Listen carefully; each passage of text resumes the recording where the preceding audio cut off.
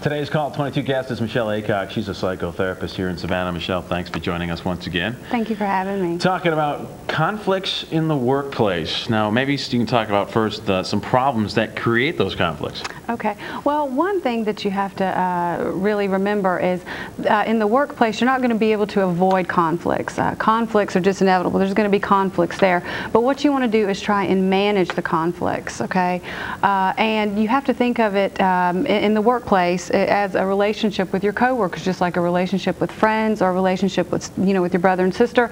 There's going to be conflicts. So you want to try to work through those conflicts. Okay. All right, let's go to the phones. We have Terry on the line from Springfield. Hi, Terry. Hi. How you doing? What's your question? Yes, I just want to know about my girlfriend, my relationship with her, but she's cheating. Terry? Yes. You there? Yes, sir. What's your question? I want to know whether my fiance is cheating on me. Okay.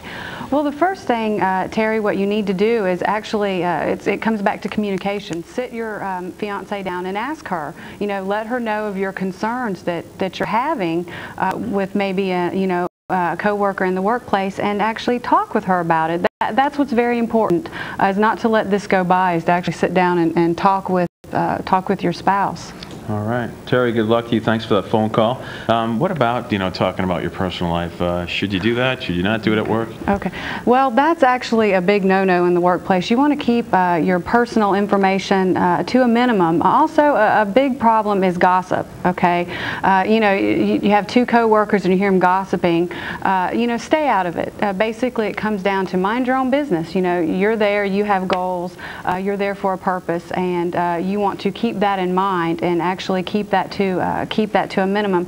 Also, another real important thing is to be nice, be cordial to people in the workplace. That goes a long way. Okay, and maybe talk a little bit about, what happens if your boss is always giving you the business? Okay.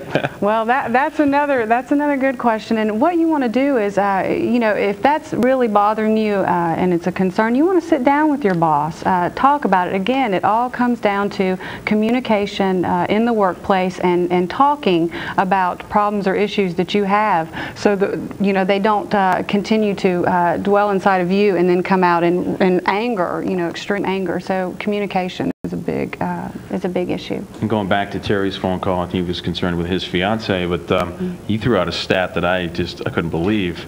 Talk a little about that.